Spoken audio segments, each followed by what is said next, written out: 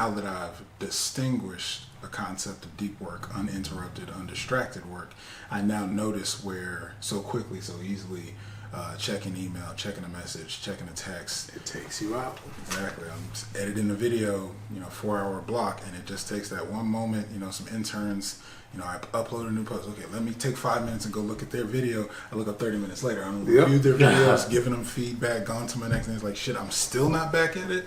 And that's really what the concept of the book is, breaking down the psychological, how our modern society, culture, is no longer geared towards the benefits of focus. What has brought civilization, society, cultures to where we are today is that we didn't have, like, the most advanced thing was TV or radio, or primitive times like that was just all you had to do was go out. What you were doing.